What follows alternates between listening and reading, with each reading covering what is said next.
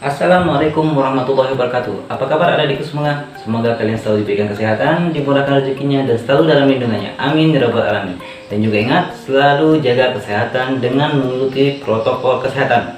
Rajin mencuci tangan, menggunakan masker, dan selalu jaga jarak apabila kalian keluar. Oke, di video pembelajaran saya kali ini kita akan mempelajari pelajaran sosiologi. Ya ampun, saya lupa ganti baju. Tunggu sebentar. Pakai ini saja. Sip. Oke, di pembelajaran sosiologi kali ini kita akan mempelajari materi masalah sosial ya, sosiologi kelas 11 kurikulum 2013.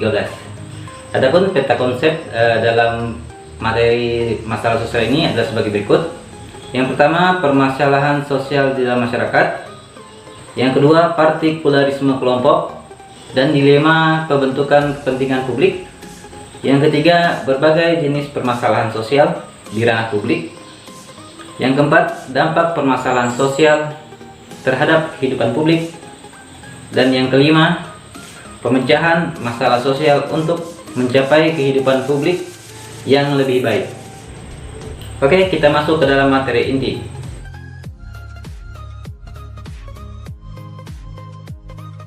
Yang pertama, permasalahan sosial di dalam masyarakat.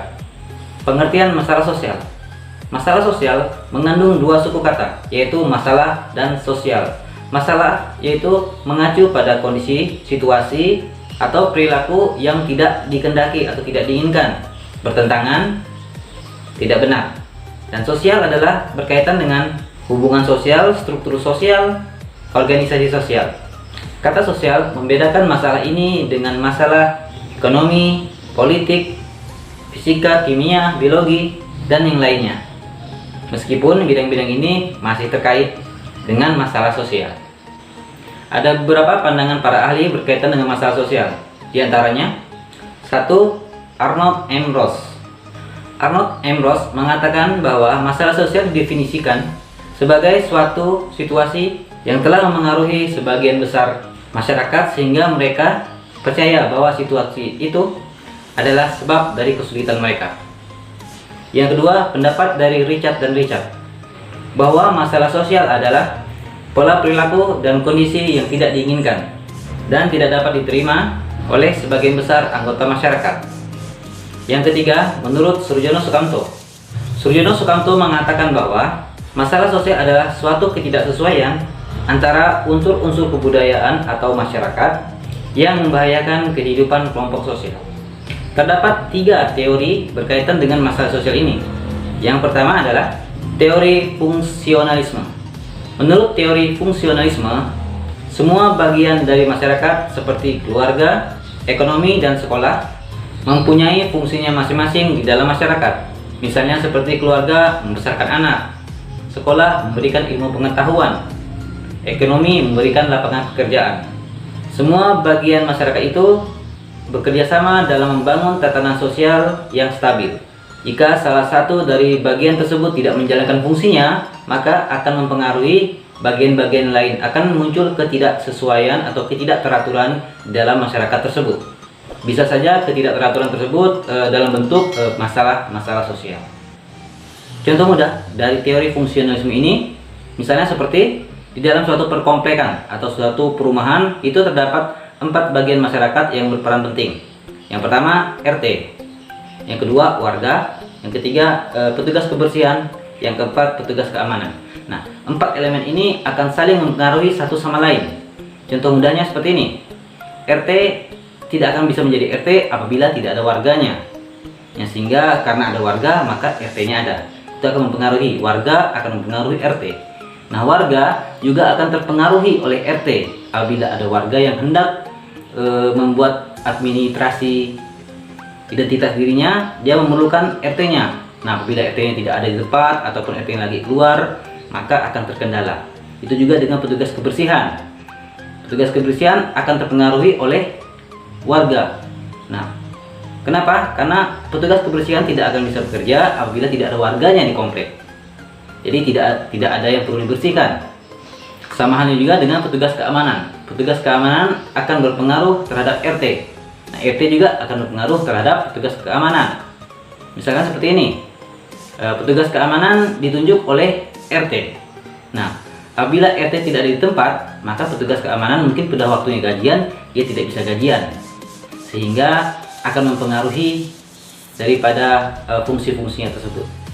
Selanjutnya, teori konflik.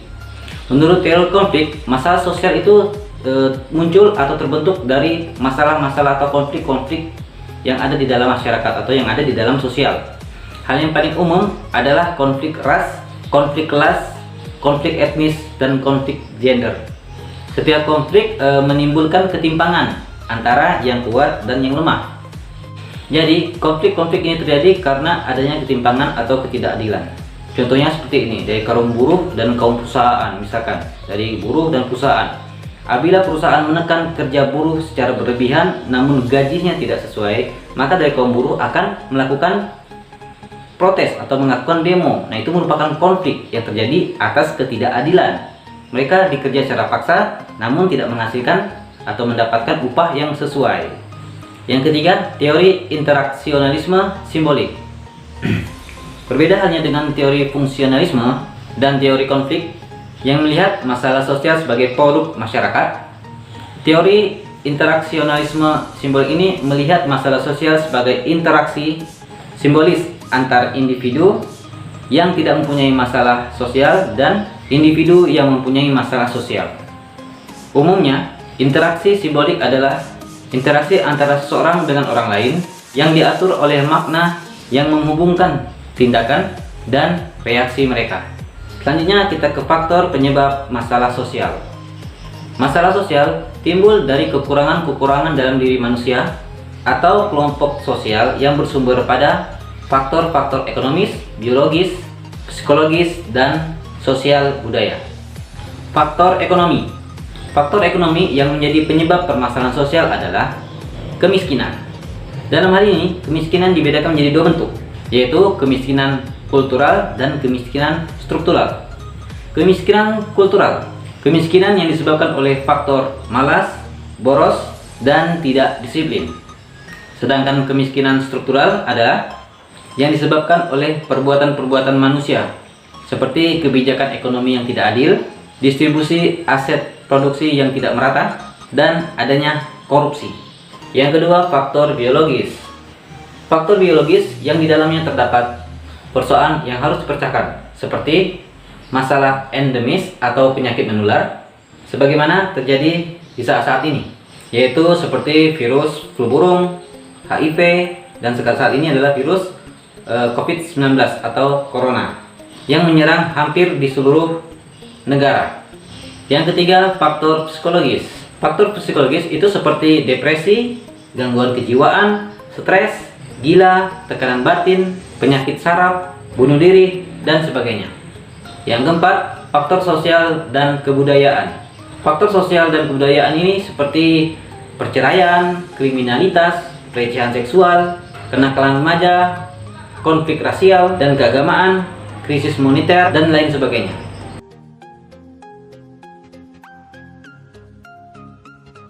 Selanjutnya, kita masuk ke partikularisme kelompok dan dilema pembentukan kepentingan publik. Apa itu partikularisme? Menurut Kamus Besar Bahasa Indonesia, partikularisme adalah sebagai suatu sistem yang mengutamakan kepentingan pribadi atau kepentingan kelompok di atas kepentingan umum. Misalnya seperti aliran politik, ekonomi, kebudayaan yang mementingkan daerah atau kelompok tertentu. Dan ada juga yang disebut dengan universalisme. Menurut Kamus Besar Bahasa Indonesia, universalisme adalah aliran yang meliputi segala-galanya, penerapan nilai dan norma secara umum. Pada dasarnya, partikularisme menganut paham yang cenderung mengutamakan atau mementingkan kepentingan pribadi atau kepentingan kelompok. Nah, paham seperti itu dapat juga memunculkan atau menimbulkan konflik-konflik yang terjadi di dalam masyarakat atau mengakibatkan terjadinya masalah sosial.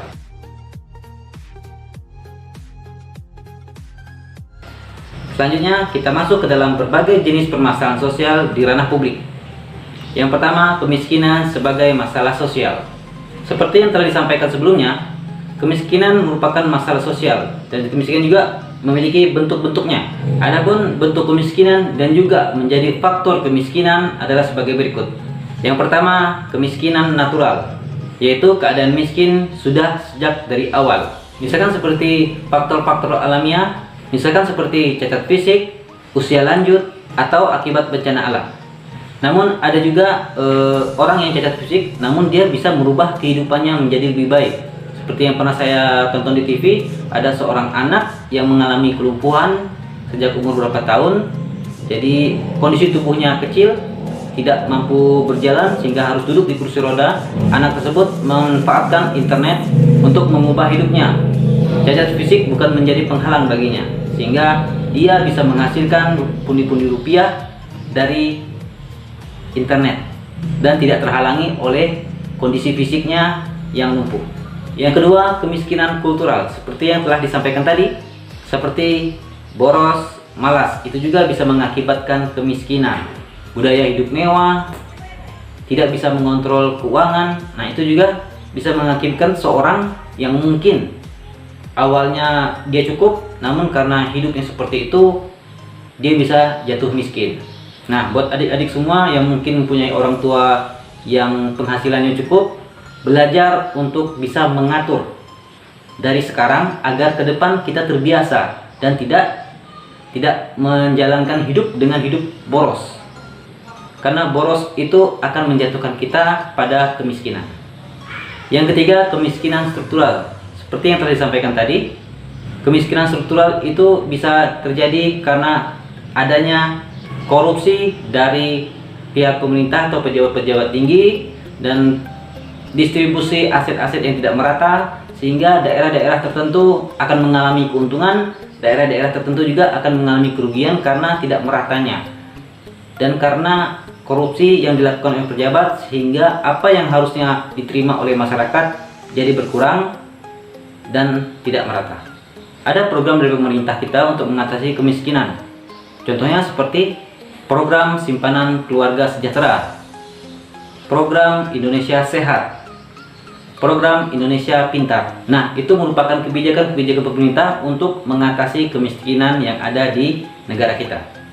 Selanjutnya, kriminalitas sebagai masalah sosial merupakan penyimpangan atau perilaku menyimpang yang terjadi di dalam masyarakat. Kenapa bisa terjadi kriminalitas? Banyak faktor yang menyebabkan terjadinya kriminalitas. Salah satunya mungkin ekonomi. Seseorang apabila mengalami ekonomi yang buruk atau mengalami kekurangan ekonomi, kadang mereka berpikir pendek untuk mendapatkan uang untuk menutupi ekonominya, sehingga muncullah niat atau ide untuk mencuri, merampok, bahkan sampai ke membunuh. Kriminalitas juga bisa terjadi karena pergaulan.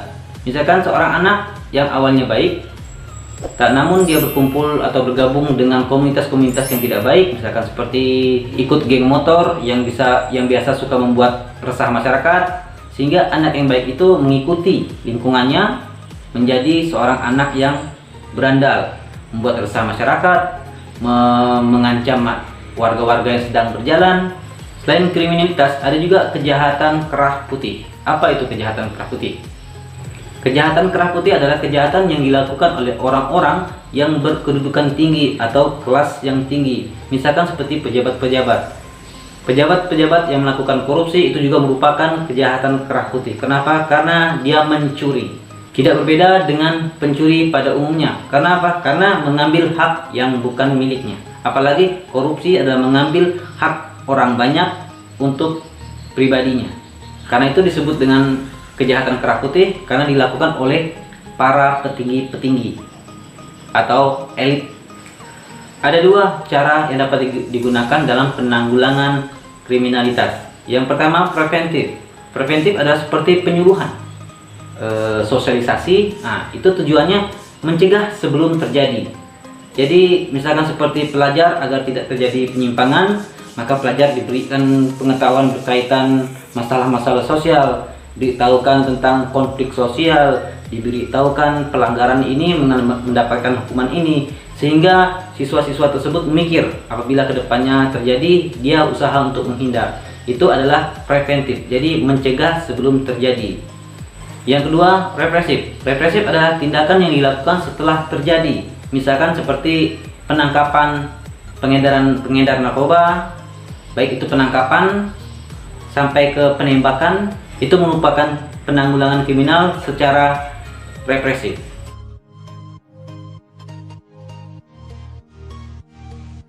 Selanjutnya kita ke dampak permasalahan sosial terhadap kehidupan publik. Ada tidak dampak dari permasalahan sosial? Jelas ada. Misalkan seperti ketidakadilan. Ketidakadilan merupakan masalah sosial karena mengandung unsur kesewenang-wenangan, yaitu pada umumnya menyangkut masalah pembagian sesuatu terhadap hak seseorang atau kelompok. Yang kedua, kesenjangan sosial ekonomi adalah akibat pendekatan pembangunan yang tidak berkeadilan. Hal ini akan berakibat pada rasa ketidakpuasan. Yang ketiga, kemiskinan. Seperti yang telah disampaikan tadi, kemiskinan juga merupakan dampak dari permasalahan sosial. Yang keempat, kriminalitas atau kejahatan. Kriminalitas atau kejahatan sebagai salah satu bentuk penyimpangan.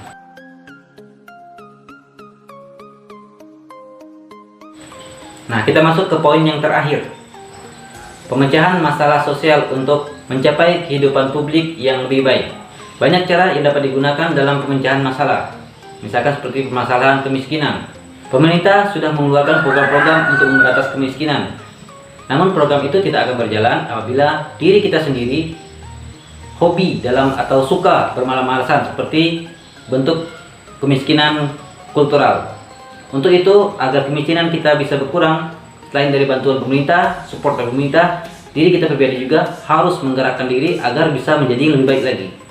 Misalkan seperti berperilaku tidak boros, lebih mengendalikan mengontrol keuangan, mendisiplinkan diri agar tidak malas bekerja, dan lebih disiplin dalam berusaha. Terus kalau misalkan di dalam konflik, kita bisa menyelesaikan masalah dalam konflik, yaitu bisa juga dengan melakukan kompromi. Misalkan seperti terjadi di antara buruh dan perusahaan, maka di situ antara perusahaan dan buruh harus melakukan kompromi, diskusi yang mana hasilnya hasil dari kompromi tersebut bisa menguntungkan bagi kedua belah pihak. Tidak ada pihak yang dirugikan. Nah, untuk masalah kriminalitas atau kejahatan itu bisa dilakukan dengan cara sosialisasi berkaitan dengan hal-hal tersebut, sosialisasi kepada siswa, terutama siswa-siswa untuk kelas atas seperti SMA, perkuliahan, agar menghindari daripada hal-hal tersebut dan menjauhi, karena sudah diberi sosialisasi, dan juga bisa dengan penangkapan apabila sudah terjadi.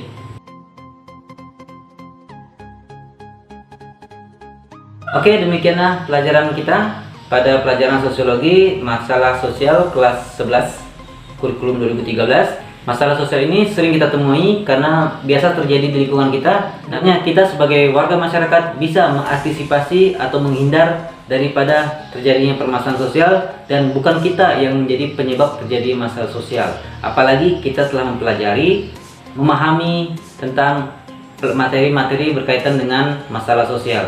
Adik-adik jangan sampai terlibat dalam hal-hal yang berkaitan dengan masalah sosial. Misalkan seperti tawuran, rusuhan, perkelahian, narkoba, segala macamnya, karena itu juga melanggar daripada aturan-aturan atau norma-norma yang ada di tempat kita.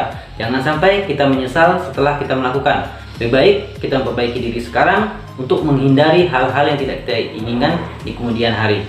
Oke, semoga video ini dapat membantu adik-adik semua dalam belajar dari rumah, dan semoga ilmu yang kita dapatkan di pelajaran ini bisa membuat kita lebih baik lagi di dalam masyarakat. Dan juga ingat, jangan lupa like dan subscribe channel ini agar channel ini bisa memberikan video pembelajaran yang lebih baik lagi untuk adik-adik semuanya. Oke, saya Sigit Noviyadi, saya guru sosiologi di SMA Negeri 1 Noyan. Saya akhiri. Assalamualaikum warahmatullahi wabarakatuh.